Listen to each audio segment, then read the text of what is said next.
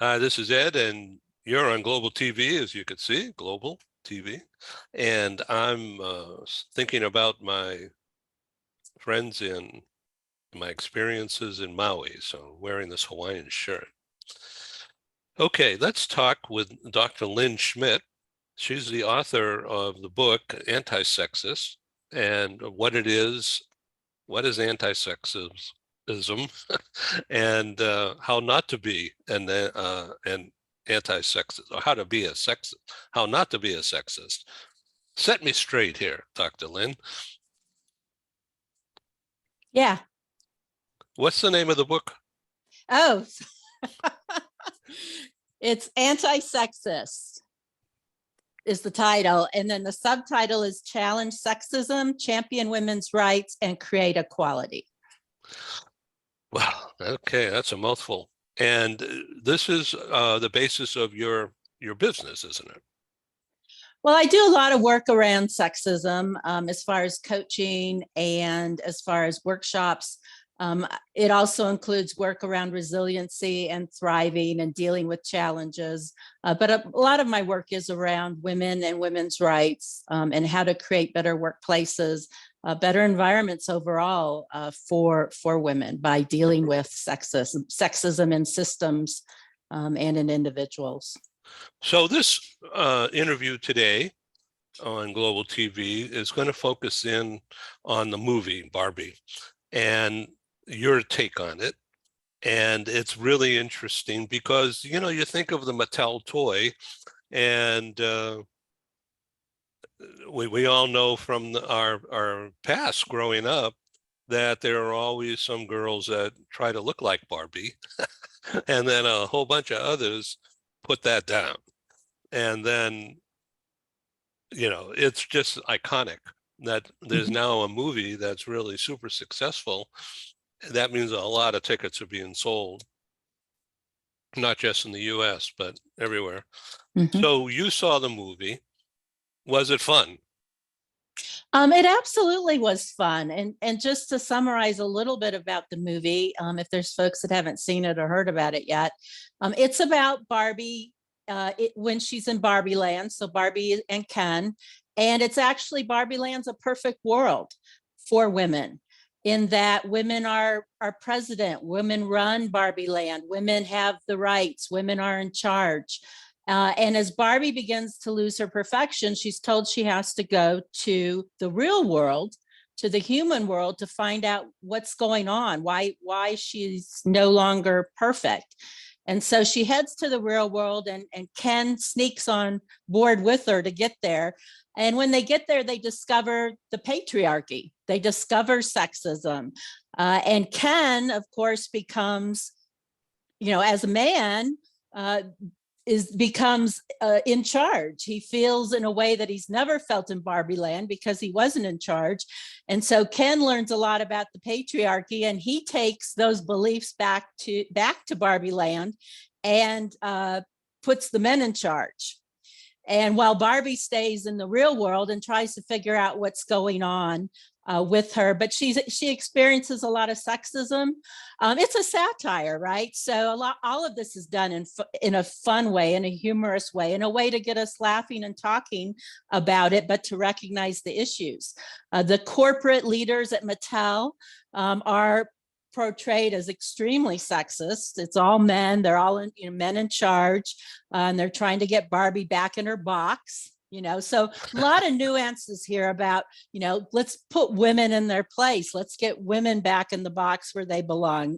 A lot of interesting things that take place that you've got to be really aware of and on top of to understand and really get on board with what's happening. And then Barbie meets some women in the real world, and they talk to her about how, you know, women are essentially damned if they do and damned if they don't in the real world. There's a young teenage girl who, this is the quote that got me in the whole movie, who says, men hate women, women hate women. It's at least the one thing that we all can agree upon. That was like a gut punch. And then the movie, though, just rolled on. And then Barbie gets back to Barbie land. She finds the Kens in charge. She rallies the women troops, the other Barbies. They get back in charge again. And there's some discussion between Ken and Barbie about, what does it mean to be Ken? What does it mean to be Barbie? How can they be more equal? And how can Barbie land be more fair to both? And so that's the movie in summary, but really, yeah, it was fun, but also a lot of focus on the different ways sexism impacts men and women and the world. So in a sense, it helps your book be understood. Absolutely. I mean, the things my book talks about, microaggressions, the slurs, the insults. I mean, Barbie had all that take place when she got to the real world. She experienced those. Discrimination, she experienced that in the real world as well. The fact that women weren't in charge of much of anything. And then harassment. The minute she gets to the real world, she's rollerblading with Ken on the beach, and she experiences sexual harassment from men. And so everything my book talks about how to be anti-sexist, how to deal with those things, how to get rid of those things, how to manage your own biases, because the movie as well illustrates how we're all sexist, just like the United Nations data says that we're all sexist to varying degrees. And you can't get rid of your biases, but you can become aware and manage them. And that's really what the movie is about, is helping people become aware. It's generating awareness. It's generating discussion, which, wow, if if Barbie can do that, more power to her. Okay, so let's talk about Ken.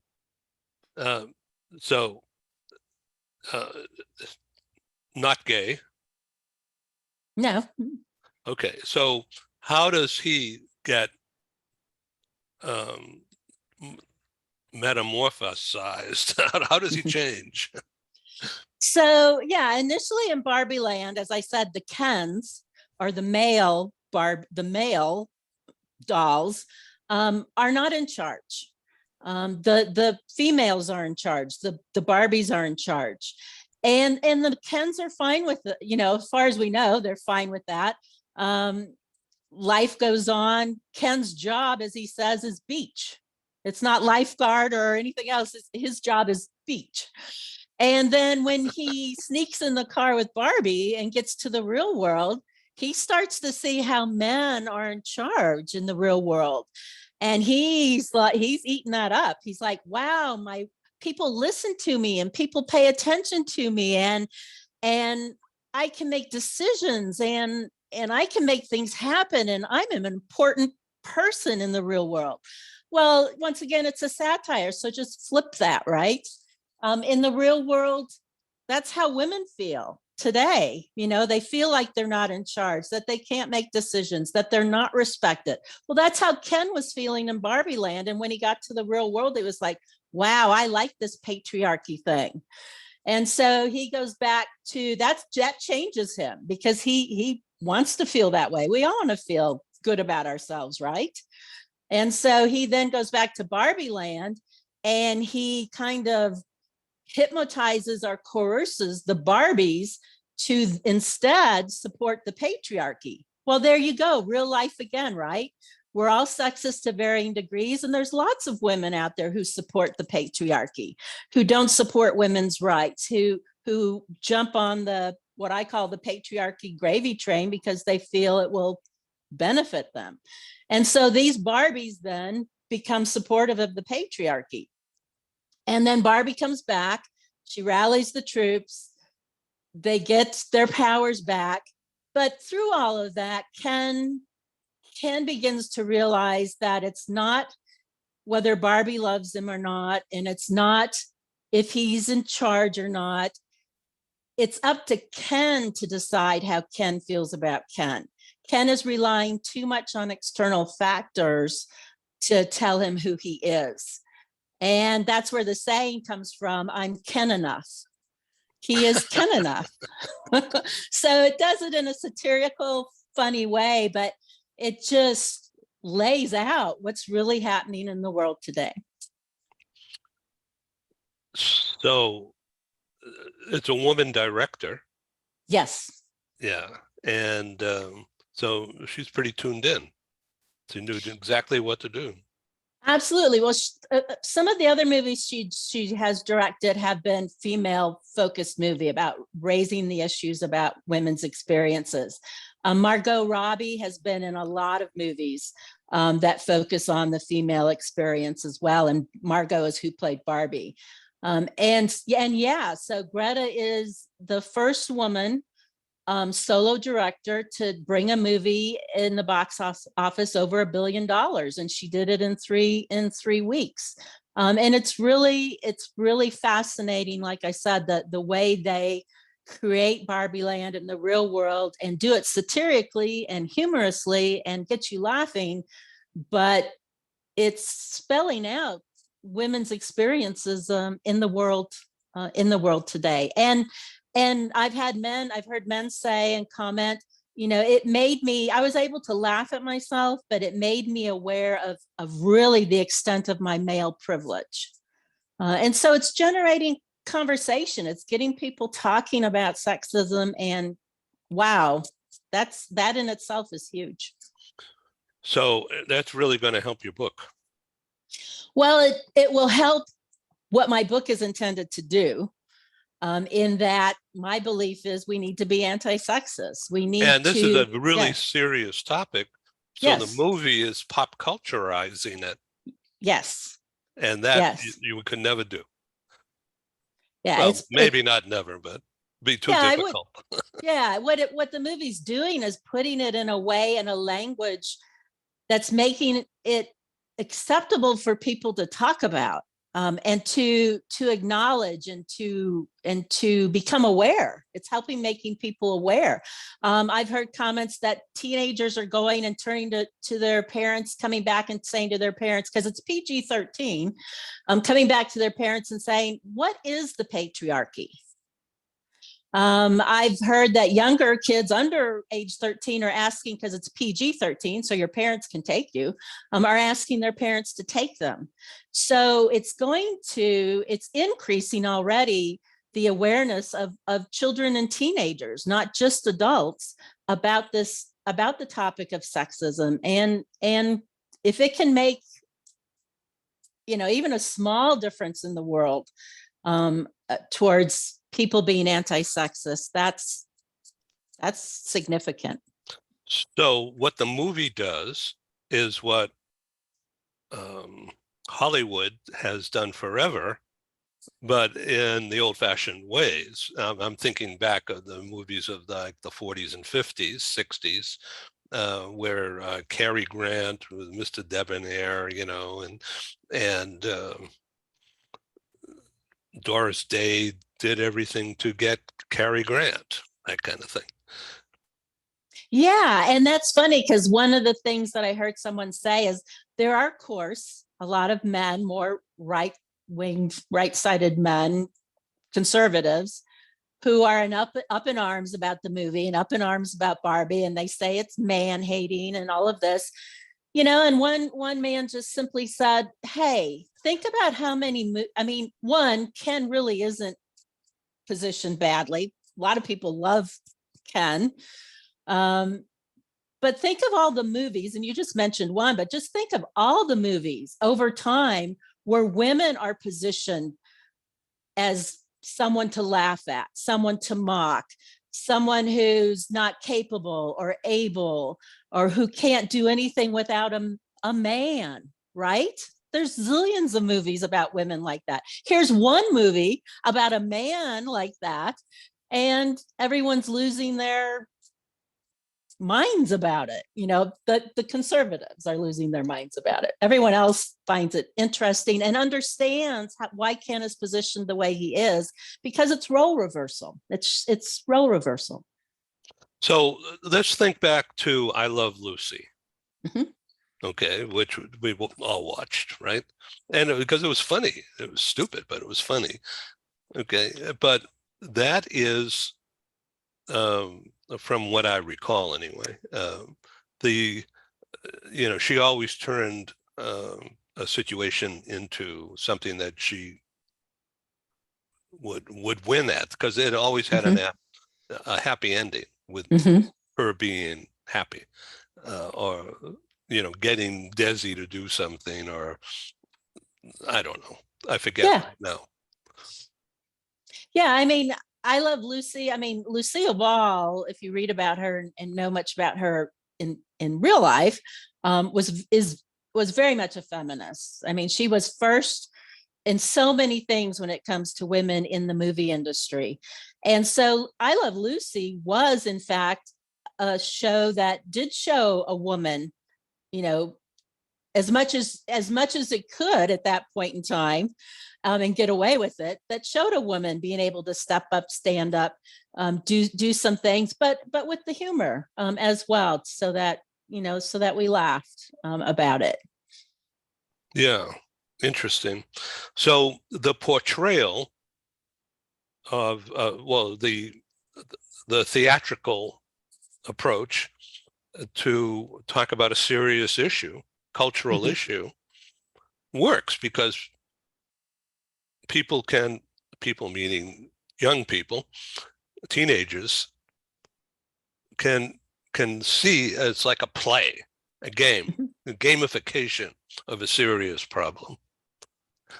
So Absolutely. And it that's it. creates, yeah. And it's creating, by the approach that was taken, through the satire, through the humor, um, through the role reversal, helping people understand sexism by seeing Ken, you know, being treated in a sexist way by the Barbies, and all of the other things that take place and that are said, and the executives from Mattel, how they behave, and how Barbie experiences harassment. All of that put in that humorous, you know, mode of the approach the movie took helps, I say, not only teenagers but adults, better understand the issues, and the problems, and be open to it, because it's funny, it's humorous, but when they think about it, like I said, like the man said, how many movies have you watched where the woman, was treated like Ken's being treated in this movie? So So you just got back from a vacation trip around Europe and did some really cool things you were sharing with me, including paraglide yes. in the Alps area. So that's a breathtaking idea. But how do you think the Europeans will look at Barbie? Well, actually, the 1 billion, over 1 billion now in box office sales, is global. The movie is out. When I was out in Europe, there I was in Geneva. It was at the box office in Geneva. So people are going, around the world, and I think, depending on the culture, it may be approached, and the views might be a little bit different based upon the culture, of a particular country, but it's obviously being very well received around the world. And I think that's very positive as well, because as we know, sexism is a global issue. It's certainly not just, an American issue. And if the movie's able to raise awareness globally, that's fabulous as well. So let's talk about sexist societies in Europe or around the world, say India, or say Germany, Austria, but not France, right? I think everywhere is a little bit sexist. So, yeah. No country, according to the United Nations, no country has achieved its gender equality goals. Even Iceland's number one, best ever, but it still isn't quite all the way there. And not Sweden or Finland. Yeah, yeah. And the other North European countries are right behind Iceland. Yeah. So it's really interesting that Scandinavia uh, has women leaders, particularly, and is one of the happiest places in the world to live, according to the research that somebody did recently. And I don't know, and they're happier. Well, there's research that says they're happier. I mean, but there's a lot of reasons, and depends. These studies depend on how they're defining the word, the term, happiness. But if your insurance is being paid for, you don't have to worry about health care. If you've got, great vacation benefits, on and on and on, maybe that does make you happier. Why wouldn't it? I'll take it. Yeah. All right. So where do you go from here? What's going to be your new book based upon the Barbie experience? I'm not sure yet about what my next book is. I've been thinking about a couple of things. I really, based upon my experience in leadership development for many years, I've got some final words on leadership development before I maybe just walk away and vacation endlessly. And so I'm really thinking about something that says a manifesto. A manifesto is where I just talk about what I think and why I think it. And I don't have to do a whole bunch of justification about it. It's just because I'm experienced and I know I can write a manifesto, which is a small book. So the title of this book, if I write it, would be Everything You've Learned About Leadership is Bullshit. Yeah. So, because I've got a lot to say about leadership and leadership development and leadership training, because that's what I did my whole career. And as the title says, I'm not necessarily bought into what corporations are selling when it comes to leadership development. The other thing I want to do is I'd love to write a book about women, a fiction book. So this would be stepping out of my comfort zone, about women in the 60s and tying in the Vietnam War and a few other things, but make it historical fiction and the experiences at that point in time that women, there's some women photographers who went to Vietnam, just a small handful. And so I'd like to kind of tie some of that together and look at women's issues at that point in time in the world, because so much took place. So those are a couple of things I'm thinking about. So we're talking with Dr. Lynn Schmidt, and the book again is Anti-Sexist, and it's a terrific tie-in with the movie Barbie and all that we've just been discussing. So I thank you for being on Global TV and doing this. This show, I think, will be watched as either a primer before you go see the movie, or a discussion piece over a wine and cheese. Exactly. Yeah. An after party. Exactly. Yep. Thank you for being on Global TV. Well, thank you, Ed. I always enjoy being here. Thank you so much for inviting me. Thank you. Bye-bye now. Bye. Thank you.